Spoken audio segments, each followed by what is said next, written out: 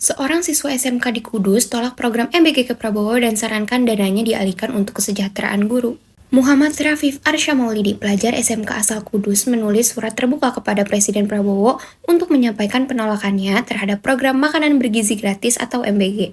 Dalam surat tersebut, Arsya mengusulkan agar anggaran MBG dialihkan untuk meningkatkan kesejahteraan guru yang menurutnya masih perlu perhatian lebih. Dengan waktu belajarnya yang tersisa 1,5 tahun, Arsya menghitung jika dana MBG tidak digunakan, ia memperkirakan akan ada sekitar 6,75 juta rupiah yang menurutnya dapat dialokasikan untuk kesejahteraan guru.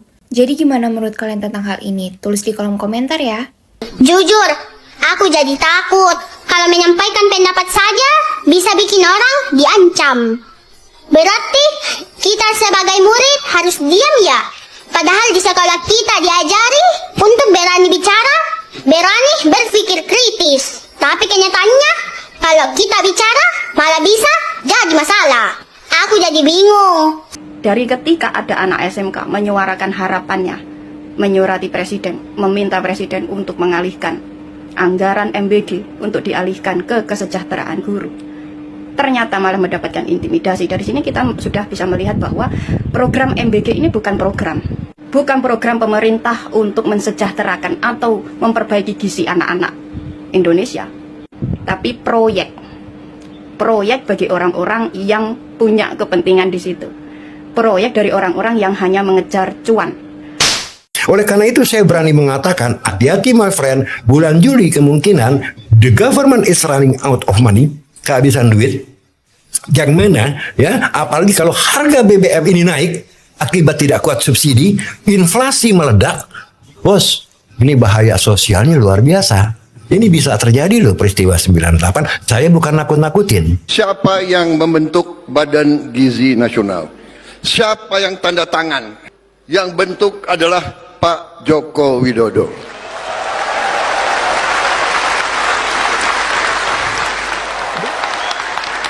Hidup Jokowi! Kalian sambut gajah! Karena kemungkinan Juli ini akan ada suatu gerakan besar. Dan itu bisa jadi yang korban cuma Prabowo. Yang justru memperoleh manfaat dari gerakan itu adalah Gibran.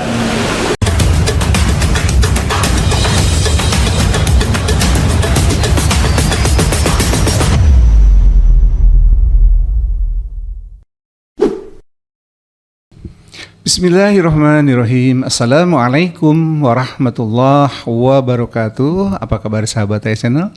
Semoga sahabat selalu diberikan kesehatan. Alhamdulillah kita berjumpa kembali, dan semoga juga ya, tak lupa semoga sahabat selalu diberikan kemudahan dalam mengais rezekinya sehari-hari. Amin ya rabbal alamin.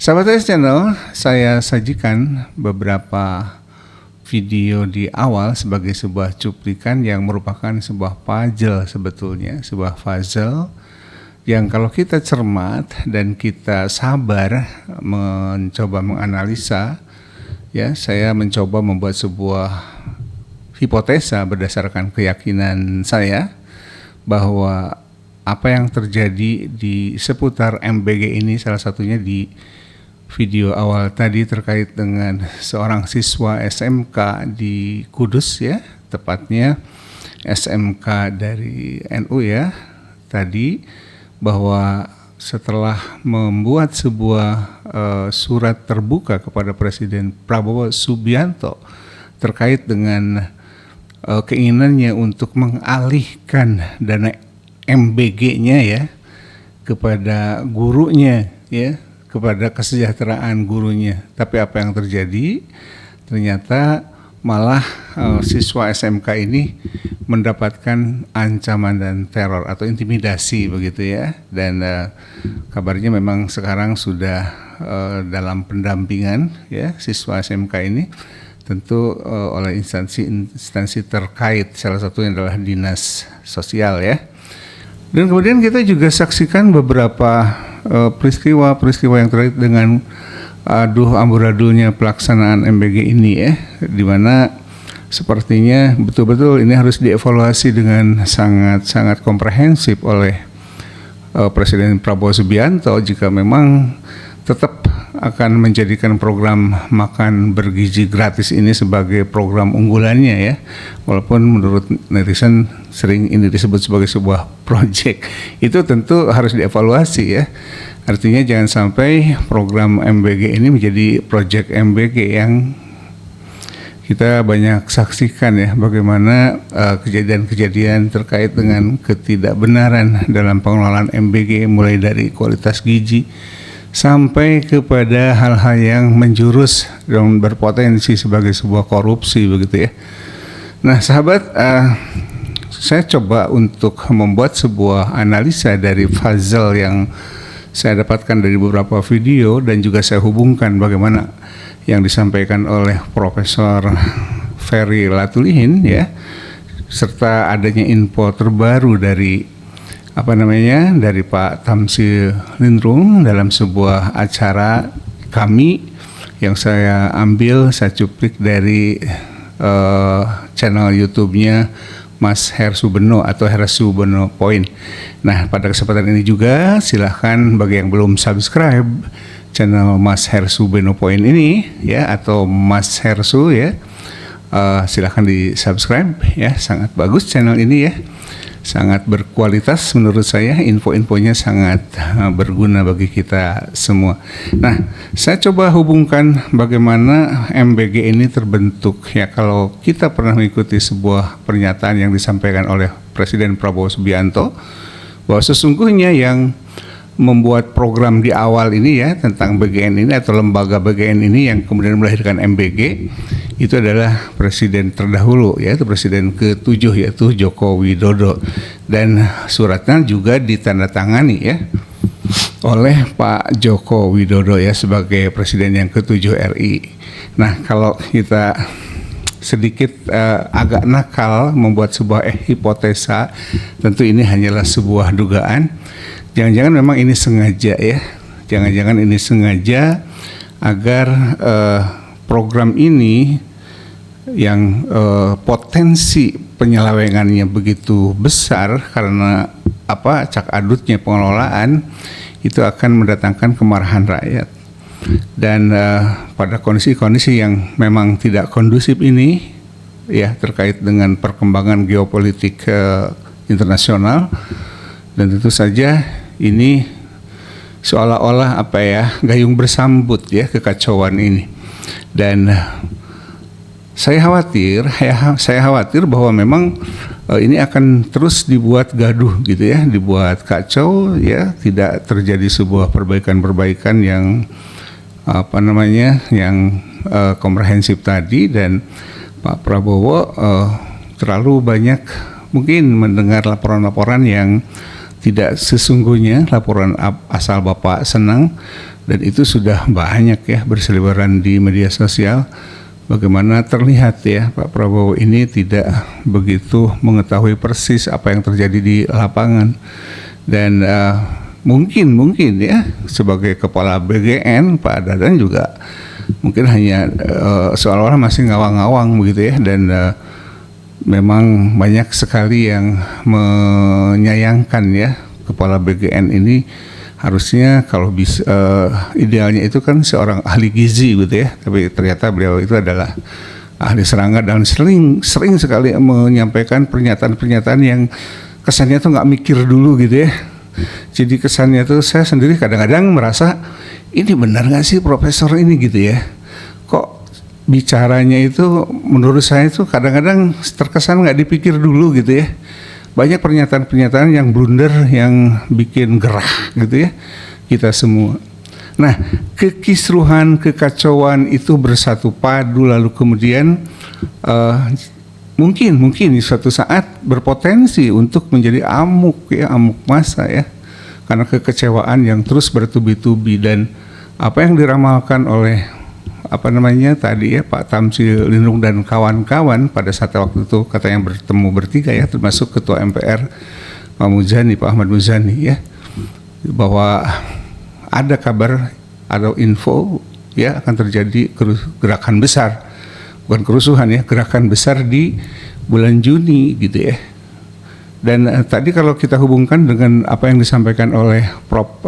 Ferry Latulihin, beliau juga menyampaikan bahwa ya seolah-olah nanti puncaknya sekitar bulan Juli ya, dan berpotensi untuk terjadinya peristiwa seperti tahun 1998 ya, mulai dari krisis sampai dengan terjungkalnya kepemimpinan nasional ya, pada saat itu adalah Presiden Soeharto, dan lalu kemudian ini bisa saja terulang dan terjadi lagi.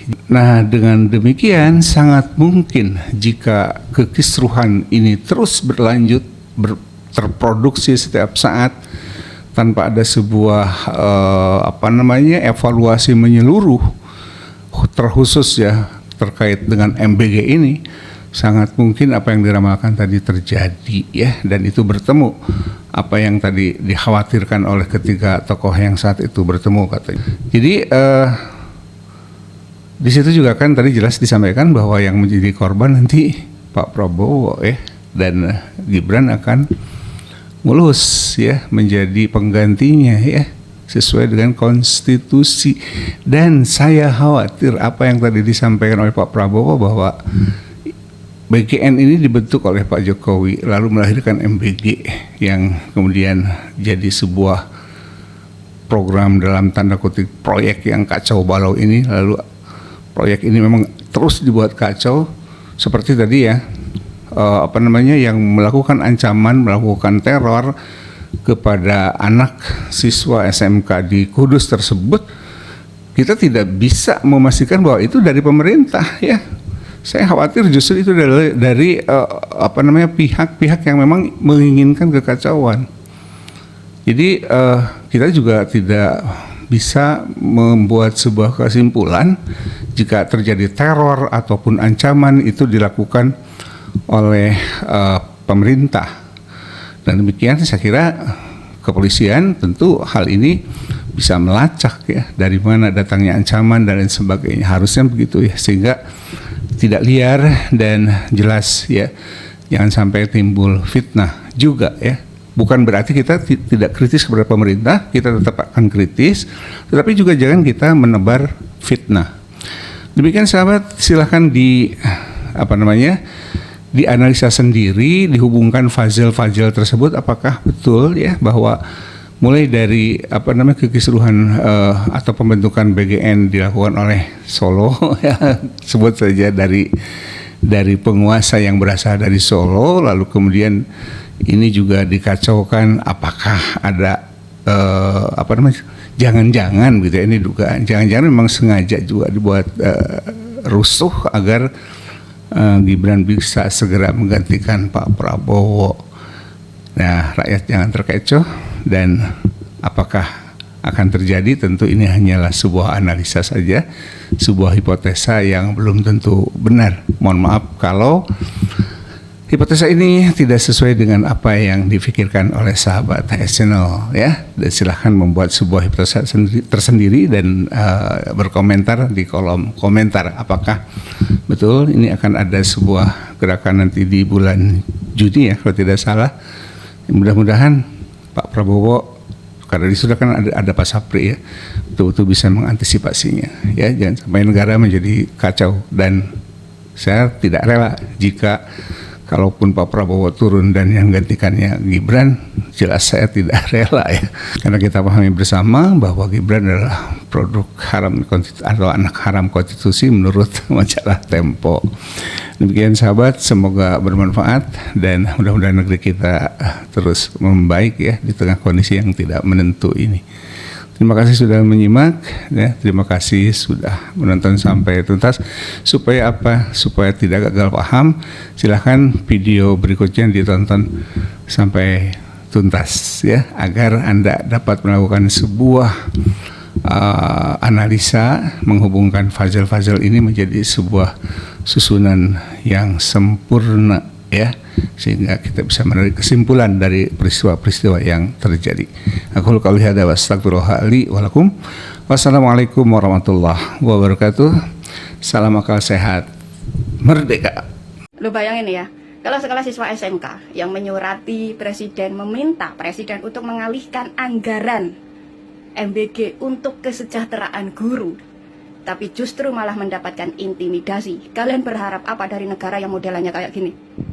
Kalian berharap kemajuan, kesejahteraan? Jangan mimpi. Padahal yang diminta anak SMK ini terbilang sederhana dan wajar. Yang diminta apa? Bukan hal-hal aneh. Yang diminta adalah kesejahteraan tenaga pendidik. Tapi bukan mendapatkan apresiasi, justru mendapatkan intimidasi. Yang diminta anak SMK ini adalah wajar. Hal wajar yang sudah sepatutnya didapatkan oleh tenaga pendidik. Iya kan? Kalau di negara maju manapun, yang namanya tenaga pendidik, gajinya udah pasti jauh lebih tinggi daripada gaji pencuci ompreng. Iya kan? Tapi faktanya di negara berkembang kayak Indonesia, gaji pencuci ompreng lebih besar daripada gaji tenaga pendidik. Orang yang notabene mencerdaskan generasi muda. Ini ironis. Lebih ironisnya lagi ketika ada anak SMK yang meminta kesejahteraan guru mereka, bukan mendapatkan apresiasi, justru mendapatkan intimidasi. Ini kan tolol. Dan dari sini nih, dari ketika ada anak SMK menyuarakan harapannya, menyurati presiden, meminta presiden untuk mengalihkan anggaran MBG untuk dialihkan ke kesejahteraan guru, ternyata malah mendapatkan intimidasi. Dari sini kita sudah bisa melihat bahwa program MBG ini bukan program pemerintah untuk mensejahterakan atau memperbaiki gizi anak-anak Indonesia, tapi proyek bagi orang-orang yang punya kepentingan di situ, proyek dari orang-orang yang hanya mengejar cuan. Aku tadi lihat berita tentang kakak SMK di Kudus, namanya Muhammad Rafif Arsya Maulidi. Dia cuma kirim surat ke Presiden Prabowo Subianto menyampaikan pendapatnya soal program MBG. Katanya sih dia cuma mau uangnya lebih dipikirkan buat kesejahteraan guru. Bukan hal yang aneh kan? Kita juga sering dengar guru capek tapi gajinya kecil. Tapi setelah itu dia malah dapat ancaman di Instagram, DMD sama orang yang gak dikenal. Katanya punya backingan. Jujur, aku jadi takut. Kalau menyampaikan pendapat saja bisa bikin orang diancam. Berarti kita sebagai murid harus diam ya? Padahal di sekolah kita diajari untuk berani bicara, berani berpikir kritis. Tapi kenyataannya, kalau kita bicara malah bisa jadi masalah. Aku jadi bingung. Sebenarnya kita disuruh jadi murid yang kritis atau murid yang aman karena diam? Kalau suara jujur saja bisa bikin takut, lama-lama yang tersisa cuma diam. Putuskan MBG, bukan nambah utang. Kan saya udah bilang, apa yang Purbaya katakan, kalau kita tidak ngutang kita bisa kembali krisis tahun 98, itu udah menunjukkan bahwa ekonomi kita tidak baik-baik saja. Satu, ya kan? Yang kedua, justru dalam keadaan begini yang diinginkan oleh rating agency bukan nambah utang, tapi cut spending yang tidak perlu seperti MBG. Gitu loh ya. Oleh karena itu saya berani mengatakan, hati-hati my friend, bulan Juli kemungkinan the government is running out of money, kehabisan duit. Yang mana ya, apalagi kalau harga BBM ini naik akibat tidak kuat subsidi, inflasi meledak, bos, ini bahaya sosialnya luar biasa. Ini bisa terjadi loh peristiwa 98. Saya bukan nakut-nakutin, karena kembali lagi gambaran ekonomi di mata saya sangat-sangat grim, sangat-sangat menakutkan. Kenapa? Karena pemerintah tidak punya uang sama sekali, ya, akibat salah kelola. Ya, yang pertama tadi adalah pengeluaran yang sangat luar biasa, budgetnya 335 triliun untuk proyek yang tidak menghasilkan apa-apa. MBG itu kan dimakan di mulut, keluar di toilet. Saya ingin menyampaikan bahwa ketua kita, Pak Gatot ini adalah seorang ahli strategi. Apa lebih tepat, kita menyerang habis Prabowo sekaligus atau kita memprioritaskan yang lain? Misalnya Wapres, kita prioritaskan untuk itu. Karena Pak JK setelah saya bertemu bertiga dengan Muzani ke MPR, dia juga sangat mengkhawatirkan kalau ini Gibran tetap. Karena kemungkinan Juli ini akan ada satu gerakan besar. Dan itu bisa jadi yang korban cuma Prabowo. Yang justru memperoleh manfaat dari gerakan itu adalah Gibran. Kita harus siap-siap menerima untuk dipimpin oleh seorang yang kita sebut sebagai anak haram. konstitusi. Ini perspektif yang berbeda lagi dari Bang Tamsin Lindrum ya. Nggak apa-apa, ini memang kami memang begitu ya. Banyak sekali perspektif-perspektif, tapi tadi itu on record ya, semua pernyataan ya. Ya oke, yang penting itu saya jelaskan karena itu kan berkaitan ada strategi dan taktis dan strategi tadi sebenarnya yang disampaikan oleh Bang Tamsin Lindrum.